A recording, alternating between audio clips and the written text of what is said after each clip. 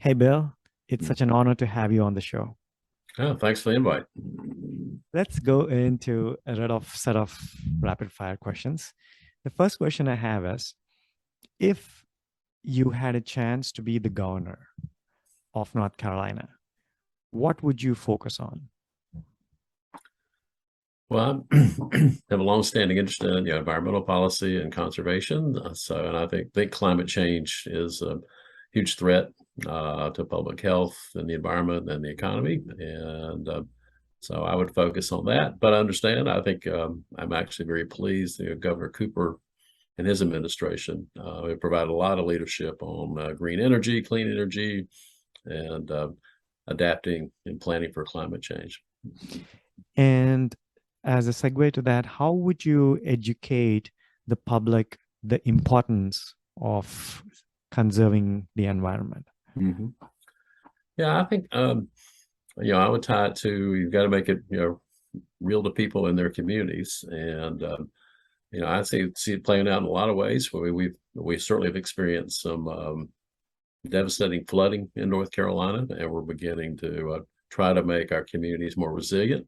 Um, um, these cycles of drought and flood basically affect everybody. They affect people in their households, they affect farmers, they affect businesses, and that's a way to reach them. But also, I think the state has done a good job of capitalizing on the opportunities in the kind of future, cleaner, greener energy economy. It's very exciting to have the VinFast and Toyota, building battery and auto, electric vehicle plants here. There's a lot of interest in offshore wind. North Carolina has led the Southeast and installed solar. So there's a lot of new jobs, a lot of opportunities being created as we reduce our carbon emissions and get ready for the future. Mhm. And what would you say would be the one thing you would like to change in the education system to make kids aware of the problem? Mm-hmm, mm-hmm. Well, I think the schools do a decent job. I mean, I think we can always do better, and I think just as a whole, I'm very concerned about these shortages of teachers, and it's it's so very important that we invest in education and prepare our youth for a future, not only to be be well educated, but to be critical thinkers again, and to be open for uh, you know the challenges and opportunities that are ahead. So Mhm. And what truly inspires or motivates you to be doing what you're doing right now?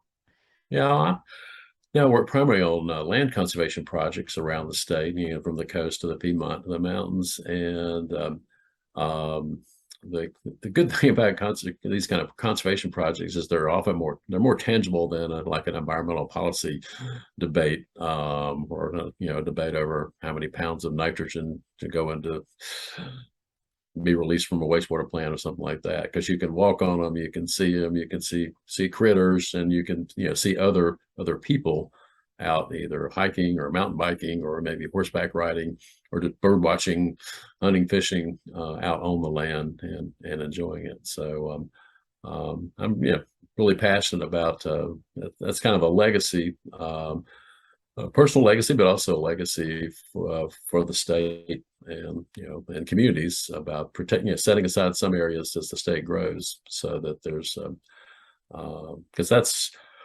I think that's the thing that brings a lot of people to North Carolina and keeps the natives here is it's a beautiful state, and we've got to invest in it, conserving its best parts and providing access for everybody to these green spaces. Um, so I'm really passionate about that. Nice. And a little bit into your personality. Um, what is the one thing you would like to share which very few people know about you? Hmm. I'm shy. I mean, I'd say when I started lobbying in 1979, it was a real stretch for me to go walk in the offices of these, powerful legislators who were strangers to me. and make a pitch to them about some issue. And there's some hostility to environmental policy these days, but there was a fair amount of hostility in 1979 too. So, but that was a good way for me to grow, because that was part of the job. You can't just stand by the wall and wait for somebody to come by and ask you a question at the legislature. If you want to talk to a member, you gotta go seek them out and make your case. So, And how did you overcome the shyness? I just didn't have any choice. I was being paid to go advocate for environmental policy. So to do my job, I had to go visit those legislators and interact with other lobbyists and state agency people and that sort of thing. So. Cool. And who's your role model? That's a good question. There's many people I admire in politics. I think when I was growing up, Governor Terry Sanford made a big difference in improving education in North Carolina, and I was in Guilford County Public Schools then, and I think I benefited from some higher taxes, but also better investment in public education. I work for Governor Jim Hunt, and I'm a great admirer of him and his persistence, and he's just such a positive, relentlessly positive guy, problem solver, and also he's really skilled at what I call the collaborative part of politics, of building coalitions and bringing people together to solve problems. I was pleased in my legislative lobbying career. I got to work with Joe Hackney when he was speaker, and he's a strong conservationist, and then also Mark Bassnight, who was the leader of the Senate, and a man I admired who he secured a lot of power, but he could sort of accumulate political capital, but then he would spend it on things he thought was important for the state, and was And really it's good as it's we're very effective political leaders for our state. okay, cool. And if you had to, with all the wisdom you have, if there was one tip you would like to give based on your experience for someone who's listening to this, what would that tip be? It could be career oriented or, life advice. Yeah, well, I think at least in the environmental policy realm, persistence is really important. Early in my legislative career, my rule was, on an environmental bill, you get introduced the first session, it dies. Maybe the second session, you get it through one house, and the third session, if you're lucky, you might actually get it, enacted, and it becomes law. And you just got to persist and keep growing your coalition and making your case, and then sometimes you have to wait for an environmental disaster, and then be ready with solutions to respond to that disaster, whether it's a flood, whether it's a big fish kill, whether it's a drought, so be ready when an opportunity presents itself. Let's start off with your childhood. So, were you always interested in the environment when you were growing up? Yeah, I think probably like a lot of kids growing up in North Carolina. Grew up in Greensboro, south of Buffalo Creek was nearby. We go, play in the creek, and it wasn't too far to woods. And then, as I said, our family vacations were camping trips to the mountains and the coast. So it's just kind of a lot of exposure to the outdoors. And when I lived in Winston-Salem, that's when I joined the Scouts, and our scout troop went camping pretty much every month. So yeah, I always just had I was very comfortable being outdoors and just love being outdoors with friends and family. And is that the reason why you chose the biology major? Yes. In the NC State? Okay. Yeah. Okay. And what did you, is that what you had expected when you learned, about biology? Or is that something which you felt like, I should pursue this further and get a master's degree or anything like that? Yeah, I mean, I think when I've so long ago when I went to NC State, there was a conservation degree available, but the career path for most conservation majors was to work like for a soil and water conservation district or work for the Wildlife Commission and be a game protector or like a fisheries biologist or something like that. Both really important jobs. But environmental policy was not really a strength. So I really kind of got into the policy world really by accident. Just as there was the opportunity to be a lobbyist for the Conservation Council, and then that led to lobbying for the Conservation Council, the Sierra Club, and other folks. So um, my when I studied biology and chemistry at NC State, I really focused more on the microbiology and chemistry because that sets you up to work in a lab. And as you know, we've got a active life sciences industry in the state, and pharma's big in the state. So there's a demand for lab technicians, but I guess fortunately for me, after interviewing in some labs, I decided that's really not what I wanted to do. I really like being outside. Oh, I see. Okay. So what was the starting point? When was this that you said like, I want to try my hat at government relations? It was the 79 legislative session. So Okay. So that was right after you graduated.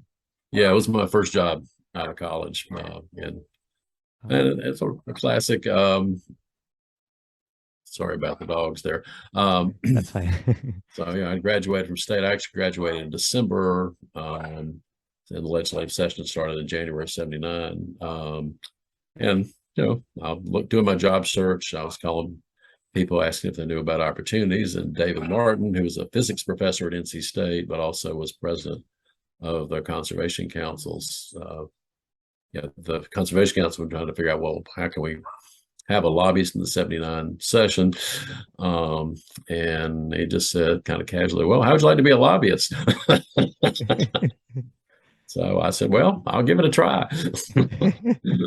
And I had like one cheap polyester wool blend suit, and I didn't even have a briefcase. I had a little knapsack, and off I went to the legislative building. So Yeah. And so you've been there at least a few decades. So can you tell us like how um things have changed? You've been fighting for these policies since, 1978 and 79. How has things changed as far as in terms of environment and the policies related to it? yeah, it's gotten a lot more complicated and complex. When I started my career, Jimmy Carter was president. The national EPA was quite active, and basically at the state level, you were dealing with the backlash of that. There have been the wave of public support around Earth Day, and President Nixon creates the EPA, and the Clean Air Act and Clean Water Act passes. All that's in the early '70s, and by the late '70s, the regulations are getting written. They're starting to have impacts. Business industry are pushing back, and so that was kind of the climate when I started. Um, it's also a much smaller world. I mean, when I started lobbying, the legislature and their staff were all in one building. um, in the old days, there was where the Museum of History is. There was a free state government parking lot. If you got there by 8, you could park all day for free. Um, but the community was much smaller. I mean, I was North Carolina's most effective environmental lobbyist for a long time, but that's because I was the only environmental lobbyist. And even on the industry side, there was a limited number of really people with deep expertise in environmental policies. So it's kind of a small group of lobbyists who, I'm like most of the people who work with for industry, and we were able to fashion a number of compromises just because it's a small group of people who trusted each other, worked together, and took take the longer view. And I think the attitude in the General Assembly for a while was, again, let's try to build consensus. Let's reach out to stakeholders. Let's see if we can strike a balance between environmental advocates and business and industry advocates. And often we're able to do that. And it seems like it's as our politics have gotten more polarized, it's become more difficult to build those bipartisan coalitions. I mean, when I started at the legislature, I mean, basically a suburban Republican was greener than a rural Democrat, and now the parties are more polarized around environmental policy, so it makes it more difficult to move policies forward. I will say the exception on that and is in the land conservation area, parks, forests, wildlife areas, trails. We've maintained really strong bipartisan support for those investments. But those are non-regulatory, and they're very popular with the public. I think this is a case where the members of the legislature are reflecting what their constituents want. So. Mm-hmm. And back then, how many legislators were there? How many lobbyists were there? Well, there's always been 170 legislators, 50 senators, and 120 representatives. But I mean, probably at that time there was probably about the same number of lobbyists as there were members. Now it's probably I don't know, is it 10 to 1? So there was a lot more. I mean, just like on the environmental side, there are way more organizations that have lobbyists, and I was a kind of a generalist, dabbled in a little bit of everything, whereas now there are people with deep expertise in, say, clean energy policy or water quality or coal ashes, all kinds of things where people are more bring deeper knowledge to the policy debate on all sides of an issue. So. Mm-hmm. And what is the most challenging issue you have worked on till date? Boy, that's that's a hard question. I'd say there are a number of them. I mean, early in my career, I spent a lot of time working on water quality, and we had fish kills in the Neuse and Pamlico Tar rivers. And in the late 90s, I think the state put in really some leading policies to kind of try to reduce nutrient pollution from all sources. But that's really been overtaken by the growth in the state. So the policy process is slow. And right now in North Carolina, the economy is booming. A lot of people moving here, and particularly as it comes to land use change and runoff pollution, we're way behind. And also, I think is an example of the state is still focused on what we call nutrient pollution in our streams and lakes and sounds, and really the big storm issue has really overtaken that as a problem, but our policies have not kept up. So we're still not designing for the sudden big rain events or large storms, or we're still designing for a 1-inch rain and things like that. So animal waste have always been a challenge in our state. We're a major producer of swine and poultry, and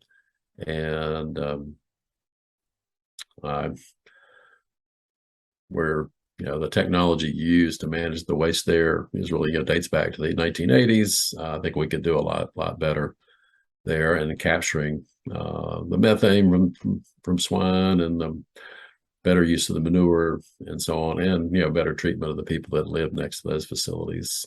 That's an ongoing challenge. And energy policy has always been a challenge, but I've been very encouraged in recent years that the governor and the General Assembly have been able to, I think, strike a balance and sort of send a signal to Duke Energy about where it needs to invest for the future, and other utilities. So long ways to go, but I'm actually pretty encouraged about that direction, and that's I think a lot of that debate, it goes back over 20 years. Um, as we started, first regulating emissions from coal-fired power plants, and then looking for basically better ways to make electricity.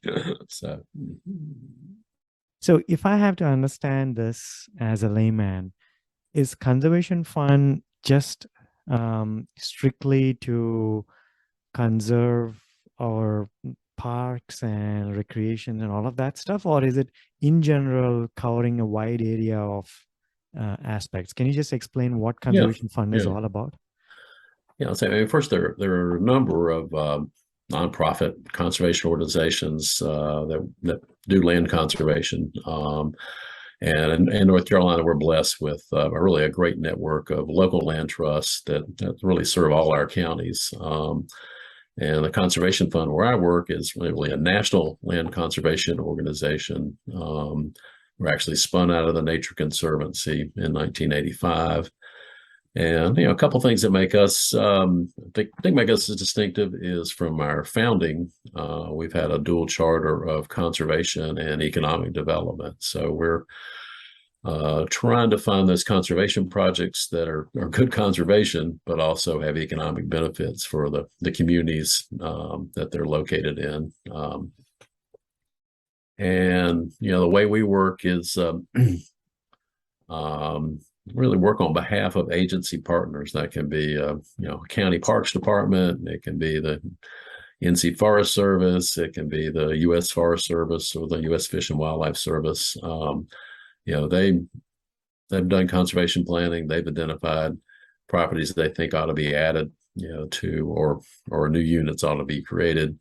And there are landowners who are interested, but government agencies often can't move as fast as nonprofits. So the role the conservation fund often plays, and other I feel associated organizations, is to work with a landowner on their schedule, secure the property, buy it, and then often hold it until our agency partner can get their funds together to acquire the property from us, and then we revolve the money into the next project. We've got in some other sort of business units. We have a working forest fund that's working to protect forest at a large scale, and buying most recently like 75,000 acres in Oregon and Washington states, and keeping that forest land from being fragmented and subdivided so that it can remain working forest. So it's protected from development, but there's still folks out there harvesting the timber, running sawmills, and that sort of thing. And a relatively new group called the Working Farms Fund that's trying to take that same model of acquiring farmland, putting a conservation easement on it, and then working with a farmer to often you have a lot of people interested in farming, but it's a capital intensive business. So and access to land is a real challenge for beginning farmers. So trying to play a role in not only conserving working farmland, but also giving new farmers access to that. Okay, so if it's someone who's listening to this, and when is your organization for working with other agencies or other organizations, or is it for the common public? If they have any problems, can they come to you guys? I'd say we primarily work with agencies, and then landowners who are interested in selling their land for conservation, because and the work I do at the General Assembly is really in support of our state has been good about providing state financial assistance through what we call the Land and Water Fund and the Park and Recreation Trust Fund, and we have an Ag Development and Farmland Preservation Trust Fund. So the General Assembly appropriates funds for these kinds of projects, and then the groups like the Conservation Fund apply for grants and work with landowners and um, conserve these properties. A lot of them are going to be open to the public. If it's got a state park or a state forest or a state wildlife area, then that's public land. But some of them are going to be private conservation, where it's a working farm, and the property has an easement on it that protects it from subdivision and development, but it's still private property. And you can only visit if you have permission of the landowner. Okay. Those are the set of questions I had for you in terms of your career and your childhood. The last segment is where you can talk anything about yourself, your aspirations, or in general, any types of wisdom you would like to share, or your organization. Okay. Mm-hmm. Mm-hmm. Yeah, well, gee, that's a lot to talk about. Well, I mean, to say, you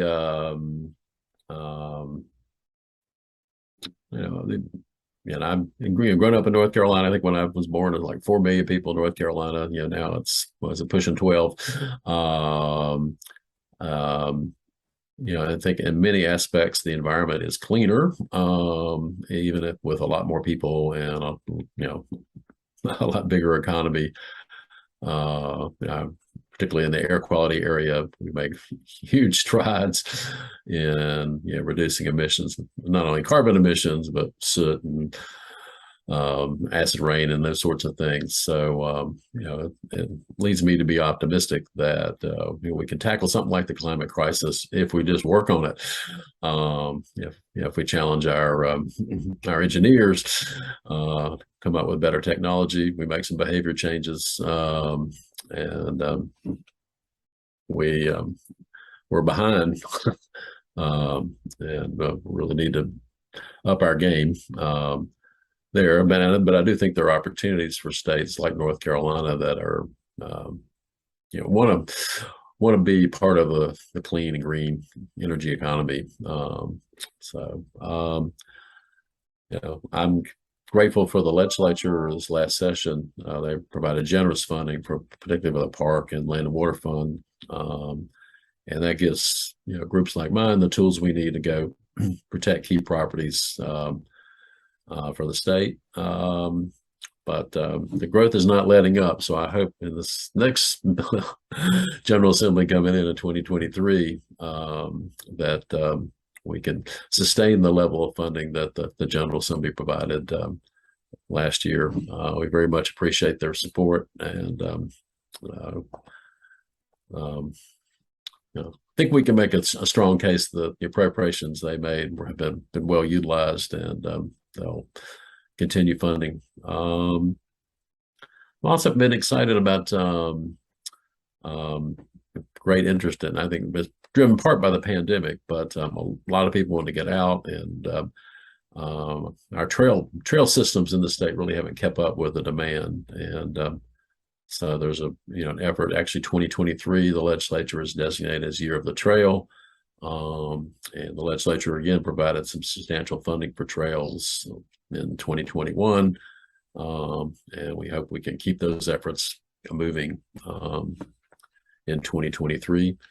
And I think one of the opportunities with the trail funding is we can need to give more people access to nature in rural areas and urban areas.